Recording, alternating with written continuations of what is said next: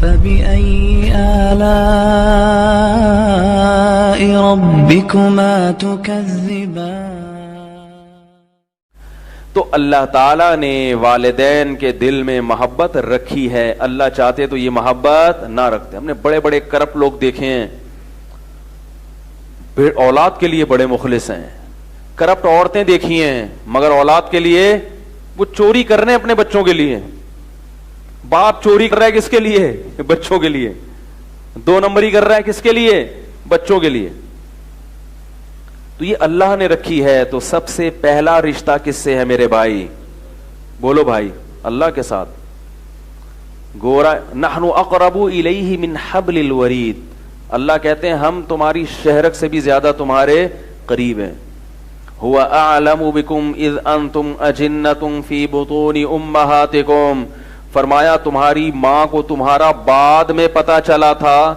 اللہ اس وقت سے تمہیں جانتا ہے جب تم اپنی ماں کے پیٹ میں جنین تھے, چھپے ہوئے تھے.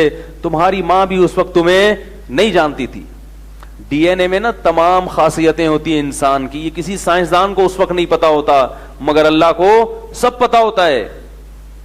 اس لیے اللہ نے فرمایا فلا تزکوا انفسکم. فلا تزکوا انفسکم کا جو آج کی زبان میں با محاورہ ترجمہ ہوگا وہ یہ کہ فنٹر بننے کی کوشش. اب جس کا لفظی ترجمہ ہوگا اپنا تزکیہ مت کیا کرو, یعنی اپنے آپ کو مزکا مت سمجھو, زیادہ نیک مت سمجھو. ہمیں پتا ہے کون کتنے پانی میں ہے. اصل ترجمہ یہ, اپنے آپ کو نیک قرار مت دو. صحیح ترجمہ یہ ہوگا کہ زیادہ نیک قرار لوگوں کے سامنے گن مت گاؤ کہ میں بہت نیک ہوں, کیونکہ ہمیں پتا ہے کہ کون کتنے. اس وقت سے جانتے ہیں جب تم ماں کے پیٹ میں بن رہے تھے. تو آج کی زبان میں ترجمہ کیا ہوگا؟ اپنے آپ کو زیادہ فنٹر بولو بھائی مت سمجھو. سب پتا ہے کون کتنے پانی میں ہے, سب پتا ہے. تواضع پیدا کرو, تواضع, تکبر مت کرو. اللہ کو سب معلوم ہے کون کتنے پانی میں ہے. اگر اچھے ہوگے تو اجر دے دے گا. شو بازی اللہ کو پسند نہیں ہے. تو اللہ کا رشتہ سب سے زیادہ مخلوق کے قریب. اس نے بنایا ہمیں, اور قرآن نے پوری کائنات کے بارے میں بتایا کہ اس کو میں نے بنایا فرشتوں کے ذریعے. جہاں انسان کی بات آتی ہے اللہ کہتے ہیں خلقت بیدی, اپنے دونوں ہاتھوں سے بنایا. دیکھو اللہ یہ بھی کہہ سکتے ہاتھ سے بنایا, یہ میں نے بنایا, یہ بھی کہہ سکتے تھے نا بھائی ساری چیزیں اللہ نے بنائی. لیکن اللہ انسان سے محبت ثابت کرنے کے لیے کیا بتاتے ہیں؟ میں نے ہاتھ سے بنایا. جب آپ کوئی چیز بہت اہتمام سے بناتے ہو تو کیا کہتے ہو؟ میں نے بھائی اپنے ہاتھ سے بنائی. آپ بازار سے کوئی کھلونا لے کر آئیں, توڑ دیں, بچے کو غم نہیں ہوگا. لیکن بچہ ایک ٹیڑھا میڑھا کھلونا اپنے ہاتھ سے بناتا ہے, مٹی سے بنائے, حالانکہ وہ اتنا مہنگا نہیں ہے, اس کی کوئی ویلیو نہیں ہے. اسے توڑیں گے بچے کو تکلیف زیادہ ہو. آج کل تو بچوں نے کھلونے بنانے بھی چھوڑ دیے. ہم تو مٹی کے پتہ نہیں کیا کیا چیزیں بناتے تھے, پھر بارشوں میں ایک دوسرے کو چپیڑتے بھی تھے, ٹھیک ہے نا, مارم پیٹی کھیلتے تھے. بچوں کے کھیل لیڈیز والے ہو گئے. مارم پیٹی کھیلے کبھی؟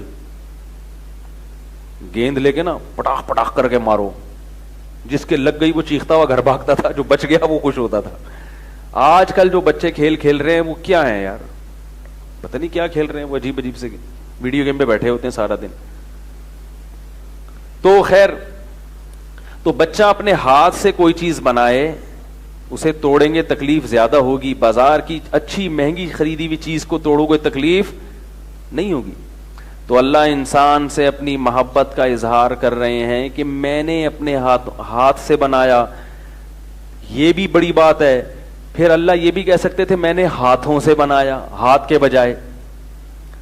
لیکن یہ بھی نہیں کہا کہ اپنے ہاتھوں سے بنایا, بی ایدی, نا نا نا, بی یدیا, دونوں ہاتھوں سے بنایا. یہ بھی بڑی محبت اور اکرام ظاہر کرنے کے لیے کہ بچہ دیکھو, آپ جب کوئی چیز کام کر رہے ہوتے بعض دفعہ ایک ہاتھ سے, آپ کی توجہ ادھر ہوتی ہے, ایک ہاتھ سے یا وہ کام بھی کر رہے ہوتے ہو. جیسے یہ کمار ہوتے ہیں نا, مٹی کی چیزیں بنا رہے ہوتے ہیں. لیکن جب آپ بہت اہتمام سے بناؤ گے, محبت سے بناؤ گے, تو پھر بولو بھائی دونوں ہاتھوں سے. کہ ذرا سا بھی گڑبڑ نہ ہو اور توجہ پوری اس طرف رہے.